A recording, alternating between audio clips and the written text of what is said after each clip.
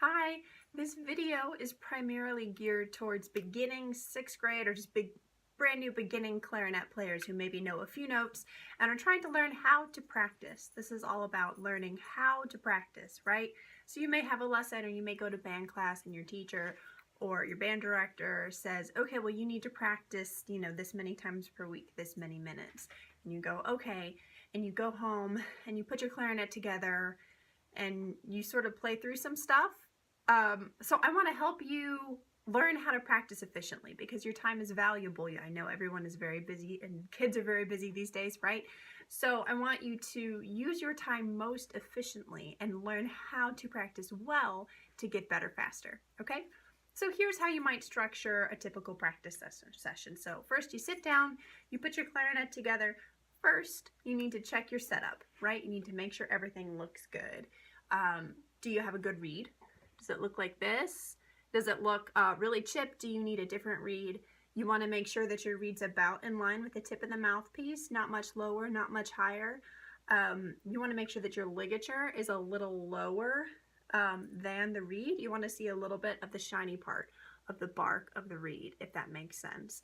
And your ligature shouldn't be very tight, right? You should put it on and the screws move freely, and then once they stop moving freely, that's on. It's fine, right?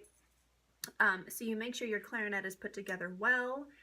You make sure you have a good reed. Make sure you have a quiet space, right?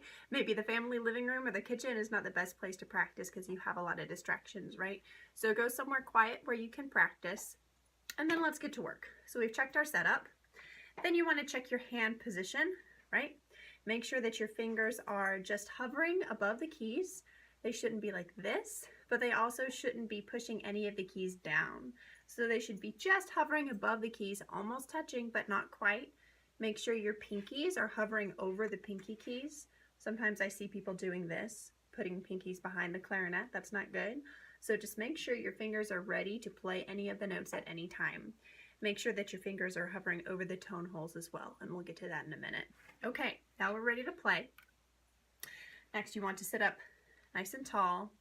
And we just want to make good sounds. At this point, I would suggest that you go to the first page in your book, and we'll use G, F, E, D, and C as an example.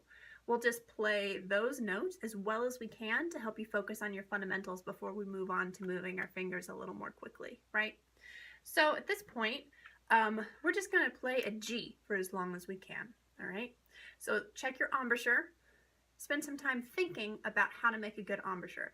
How do I make a great embouchure, right? Don't just go, and be ready to play, but think, okay, my bottom lip is tight across my teeth, but I can see a little bit of the lip.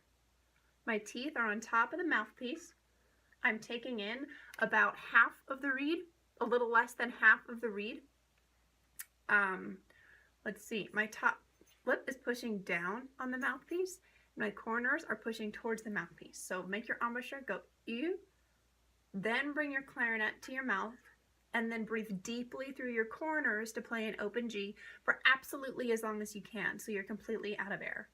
So this, ew, bring your clarinet, deep breath.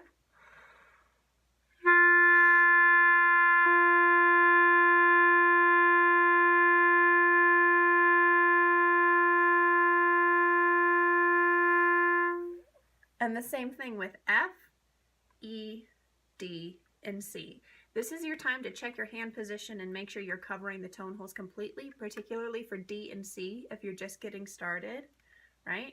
So you would take that deep breath, form your embouchure, U, bring your clarinet to your face, breathe in through your corners, the same thing on F.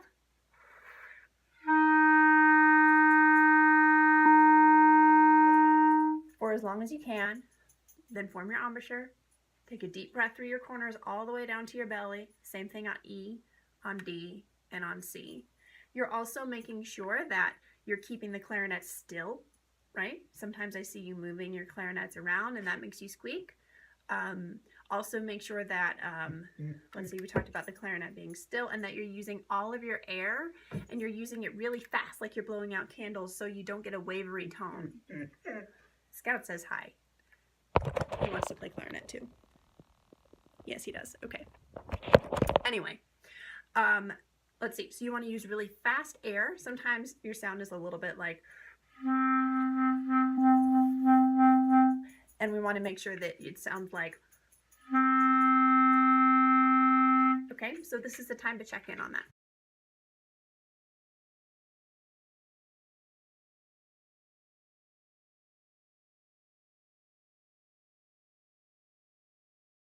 You make some really good sounds. You know your embouchure and everything is in good shape. We're being aware of our hand position all the time as well. Okay, now that we've done some breathing exercises and some long tones, let's move on to Mary Had a Little Lamb. I know a lot of you are working on that in your Essential Elements book. If you use that book, many of you do. It's I think it's called Rolling Along, so we can use that as an example. So that one is mostly E, D, and C, right? It goes like this.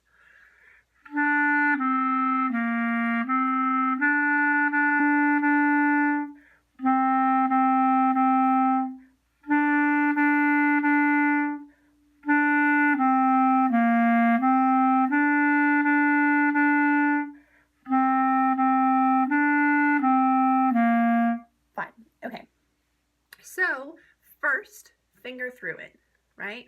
Get comfortable with E, D, and C. Look at your fingers. Make sure you're keeping good hand position, right? Your right hand is still here. Your left hand is just hovering over the keys. And you're looking at E and D and C and being sure that you're covering the tone holes completely for E, D, and C. Sometimes we see this, where you put your fingernails into the tone holes. That's going to make you squeak. Sometimes I see this, where you're not covering this tone hole completely for D. So there's a few variations on that. So you want to make sure that if you just put this finger on the D key, then you would see a little ring on the finger. I don't know if you can see that, but it should leave a little bit of a ring right in the pad part of the finger, and that's how you want to play. So finger through whatever song you're working on at the time to make sure you're comfortable with the fingers of it. Then then move the air through the instrument, right? So make sure that you're moving consistent air stream through the instrument. Sometimes I hear students doing this.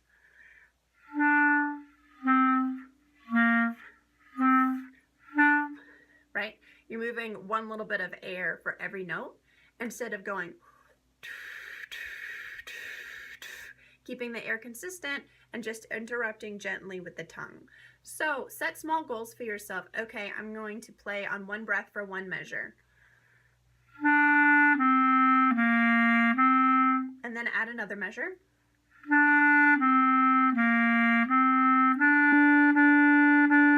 And add one more measure and so on until you can play maybe 4 measures to 8 measures at a time, depending on the song. Okay? Make sure you're using all of your air and that you're playing for as long as you can until you have to take another breath. And that's the basic idea of how you want to practice when you're just getting started. As you continue, the focus of practice should be isolating the tough part for you. So don't go to your band music or play something that's really easy. Just play the long tones at the beginning. Play the easy stuff to focus on your tone and your hand position and all those fundamentals that we talk about. But spend most of your practice time getting better. So just isolate, say maybe the very last measure of Mary Had a Little Lamb is a little tougher for you.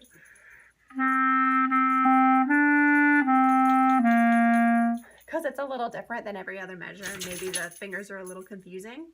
So spend time on that measure. Don't play all of Mary Had a Little Lamb 5 times when you just need to work on the last measure. It's all about teaching your brain and your fingers how to play correctly. So you're really wasting your time if you play a whole lot of easy stuff over and over and over. And that's the basic idea behind practicing. I hope this has been helpful.